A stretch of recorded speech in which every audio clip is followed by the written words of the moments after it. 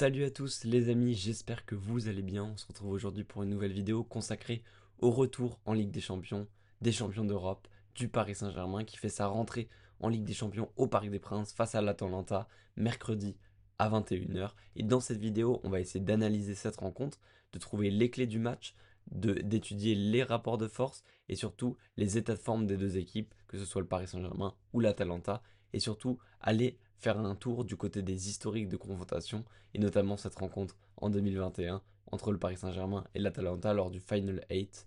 Et enfin, je vous donnerai mon prono pour ce match dans cette vidéo, alors accrochez-vous bien, c'est parti. Et on commence tout de suite par un petit rappel historique, puisque le PSG et l'Atalanta se sont joués qu'une seule fois dans leur histoire, c'était lors donc de ce fameux Final 8 en 2020. À cause du Covid, les matchs ne se jouaient pas en aller-retour mais en simple match à élimination directe, et le PSG était tombé sur une équipe de l'Atalanta plutôt bonne, puisqu'ils avaient ouvert le score à la 26e sur un magnifique but de Pasalic.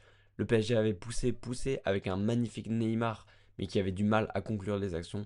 Il faut attendre la 89e minute pour voir Marquinhos égaliser, et alors qu'on pense qu'on va partir sur une prolongation, Choupo-Moting, qui avait fait une superbe entrée, vient sceller le sort parisien et les envoyer en demi-finale d'une Ligue des Champions, où ils atteindront la finale et perdront face au Bayern 1-0, comme on le sait, avant de la gagner en 2025. Mais donc ce match est un match à fort souvenir pour les Parisiens qui ont vécu une superbe soirée de Ligue des Champions et surtout l'un de leurs plus beaux souvenirs de leur carrière. On enchaîne directement avec les états de forme, puisque l'Atalanta se présente dans une forme plutôt compliquée.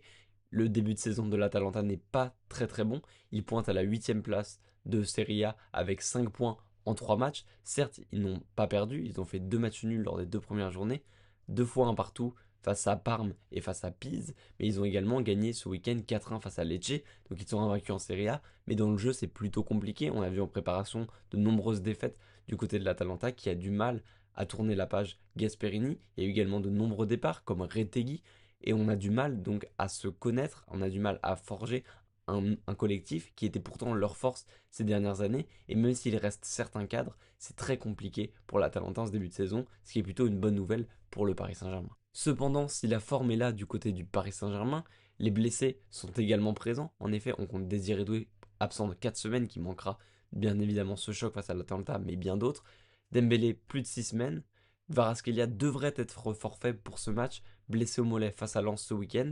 On a également Kangin touché et Lucas Beraldo, des remplaçants normalement, donc c'est un peu moins grave, mais ça reste quand même très perturbant lorsque l'on sait que le secteur offensif qui a commencé la finale de Ligue des Champions, Doué, Guevara et Dembélé, ne pourra pas jouer. Donc on aura sûrement une attaque Gonzalo Ramos, Barcola, Mbaye. Et même si je pense que cette attaque peut suffire, le PSG n'est pas non plus dans la forme optimale en termes de physique.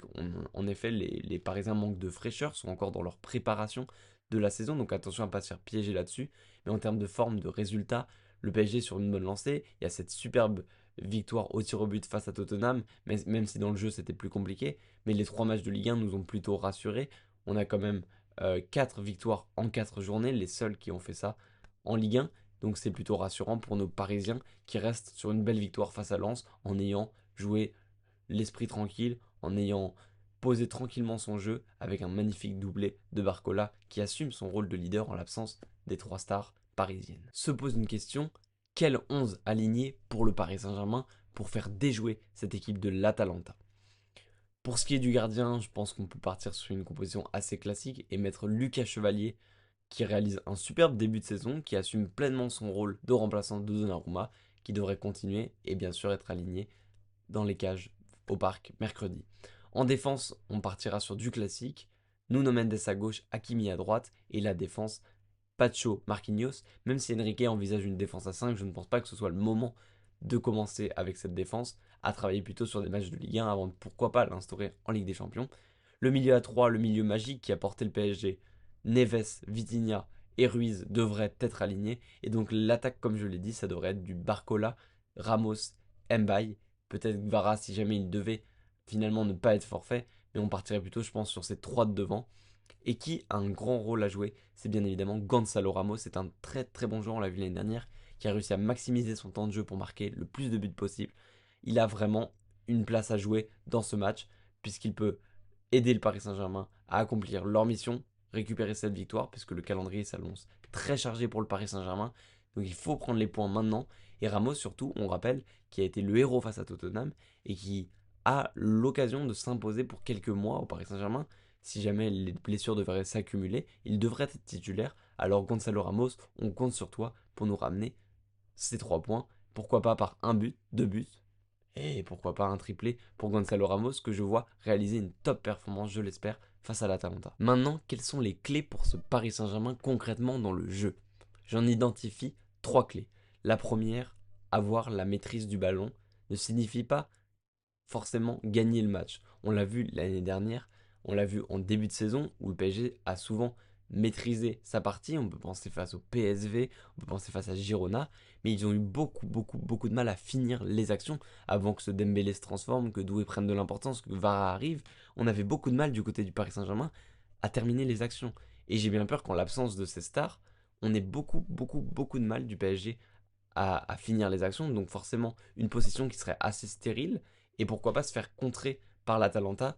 Donc c'est pour ça qu'il va falloir faire très attention du côté du Paris Saint-Germain à bien, certes, contrôler le match, mais à surtout verrouiller la profondeur, surtout à la perte de balle. Ce sera très important car l'Atalanta ne va sûrement pas arriver au parc pour décider de mettre le pied sur le ballon et imposer son jeu, mais qui va sûrement se recroqueviller sur elle-même pour mieux exploser en contre. Attention au Paris Saint-Germain qui pourrait revivre un match du style de l'Atlético l'année dernière qui était venu s'imposer au Parc des Princes 2 buts à 1 sur un but à la dernière minute sur une contre-attaque. Deuxième clé de ce match, ce sera la solidité défensive.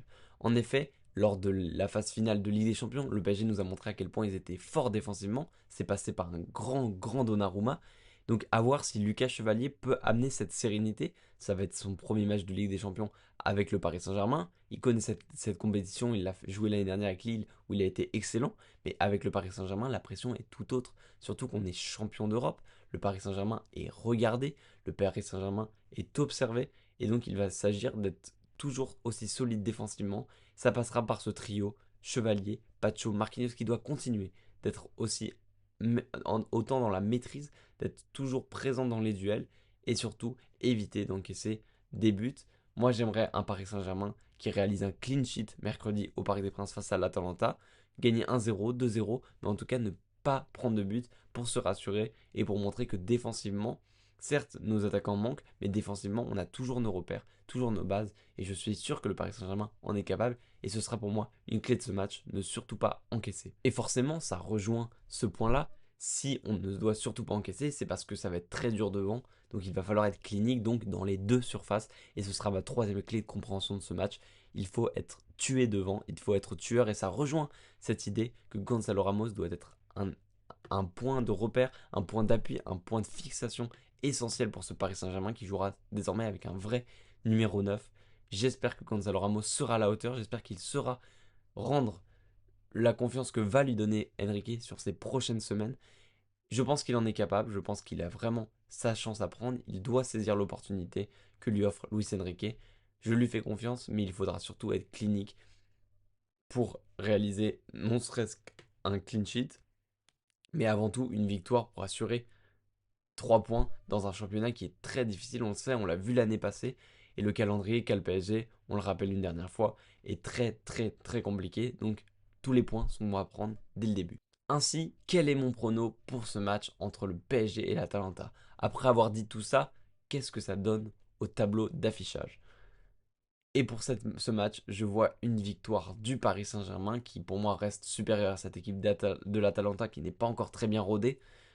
Même si ça va être compliqué physiquement pour le Paris Saint-Germain, je les vois être capables de tuer le match avant que ça devienne compliqué physiquement et de pouvoir faire tourner tout en étant en gestion. Je vois une victoire 2-0 du Paris Saint-Germain avec un but de Gonzalo Ramos en début de match, suivi d'un but de Barcola avant la pause. Le PSG qui gère en deuxième mi-temps.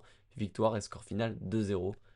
Ce serait une très belle opération pour le Paris Saint-Germain qui assurerait déjà 3 points dans ce championnat et qui surtout envoierait un message à l'Europe. On est prêt à reconquérir cette deuxième Ligue des Champions. Avec ou sans nos meilleurs joueurs, on peut gagner dans cette compétition. Donc voilà, c'est la fin de cette vidéo. J'espère que tu as aimé cette vidéo et si jamais tu l'as aimé, n'hésite pas à lâcher ton plus gros pouce bleu et à t'abonner sur cette chaîne pour suivre tous les matchs du PSG, mais plus relativement tous les matchs de Ligue des Champions qu'on pronostique et qu'on analyse et débriefe ensemble. Voilà, donc n'hésite pas à t'abonner. Et sur ce, n'hésite pas à me dire également ton prono dans les commentaires. Et je vous souhaite à tous une bonne soirée.